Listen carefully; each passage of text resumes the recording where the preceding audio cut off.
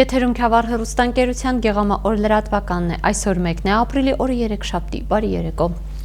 Գեղարքունիքի մարզի պատանի ծրագրավորողները մասնակցել են Digicode ամենամյա մրցույթին։ Նրանք ներկայացրել են իրենց նախագծերը ցույց տալով, որ կարող են խաղեր եւ սարքել սպառողներից դառնալ խաղեր եւ սարքեր ստեղծողներ։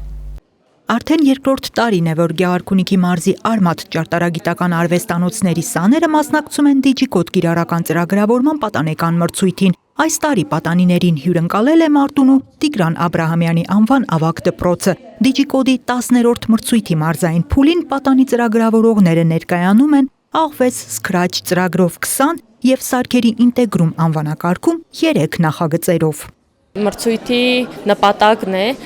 պատանիներին, դպրոցահասակ երեխաներին խաղ սպառողից դարձնել խաղ ստեղծող, երիտասարդ ծրագրավորողների բացահայտել։ Այս տարի Digicode մրցույթին հայտ է ներկայացվել շուրջ 1600 աշակերտների կողմից։ Հիմնականում մրցույթին մասնակցում են այն դպրոցների աշակերտները, որտեղ առկա է Արմաթ ճարտարագիտական աշխատանոցներ։ 10 տարվա մրցույթների ընթացքում մենք արդեն ունեցել ենք շուրջ 8500 մասնակիցներ։ Ունեցել ենք 90-ից ավելի հաղթանակներ։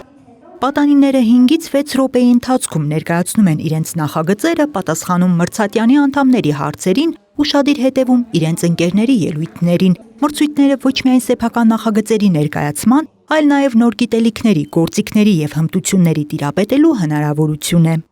Արդեն մոտավորապես 1.5-2 տարի հաճախում եմ։ Ուսումնասիրել եմ բազում ծրագրեր։ Բոլոր ծրագրերը յուրովի էին ինձ համար, առանձնահատուկ հետաքրքրվածություն ունեմ մոդելավորման եւ խաղերի ստեղծման։ Ներկայացնելու եմ վիրտուալ լաբորատորիա, որը լինելու է աղվես ծրագրային միջավայրում։ Ես չեմ եկել որպես մրցույթ, ես եկել եմ որպես ընկերական խաղ ու ուզում եմ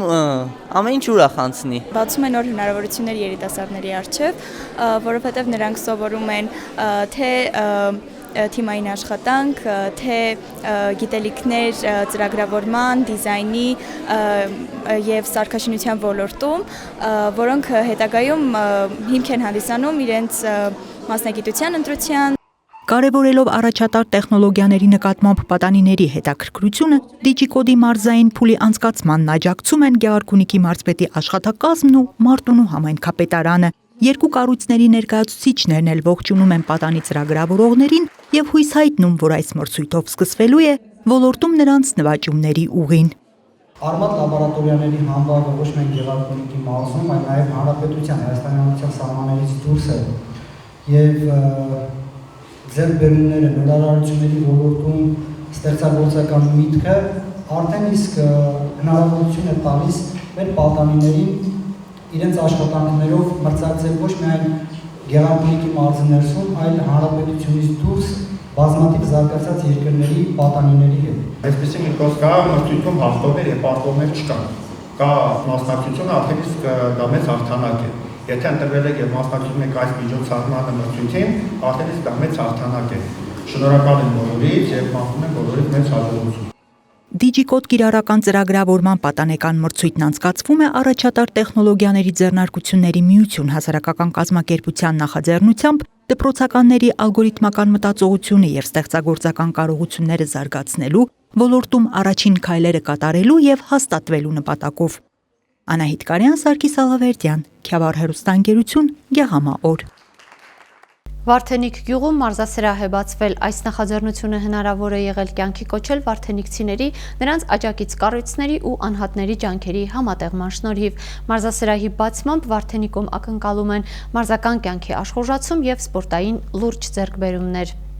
Գյուղ կանգնի, գերանքը կոտրի։ Ժողովրդական ասացվածքի ճշմարտացիությունը եւս մեկ անգամ ապացուցում են Վարդենիկ գյուղի բնակիչները։ Մարտունու համայնքապետարանի, վարդենիկցիների եւ բարերարների աջակցությամբ գյուղում մարզասրահ է բացվում։ Մշակույթի կենտրոնի սենյակներից մեկը տեղի երիտասարդների ջանքերով հիմնանորոգվել եւ խթանելու է գյուղում ֆիզիկական կրթությունն ու առողջ ապրելակերպի մշակույթը։ Մենք կարևորություն տալիս ենք սպորտի զարգացմանը եւ կարծում եմ այսօրվա այս մարզասրահի բացումը նույնպես կողջևորի մեր երիտասարդներին մարզվելու եւ այնուհետեւ իրենց մարզական կարիերան ավելի պրոֆեսիոնալ ձևով շարունակելու համար։ Մենք մարզասրահների գույք ձեռք բերել ենք եւ սուբվենցիոն ծրագրերի միջոցով, բայց Վարդենիկի այս մարզասրահը մի փոքր տարբերվում է, քանի որ այն եւ համայնքապետարանի աջակցություն ու ներդրումը կա այս մարզասրահի բացման գործում, բայց հիմնական գույքը, մարզագույքը ձեռք է բերվել բարերարների շնորհիվ։ Ջրասահ ԿՍՊ-ն, որը արդեն քանի տարի է Վարդենիկի զարգացման հիմնադրամին տրամադրում է տարեկան 10 միլիոն դրամ, նրանց այդ միջոցներով գնվել են այս մարզասրահում արկա գույքի կարելի ասել 60%-ը։ Ներդրում կատարել են նաև մարզասահքեր ձեռք բերելուց, օրինակ վազքուղիներ, եւ համայնքապետարանն է մեզ տրամադրել վազքուղիներ, եւ իմ գործընկերներն են տրամադրել։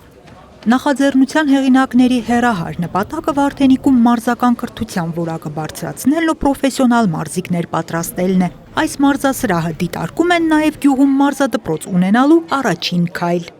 Մեր ծրագրի նպատակը նա է, որ մարզասրահին հաջորդելու է մի քանի մարզաձևերի արդեն ուսուցում այստեղ մեր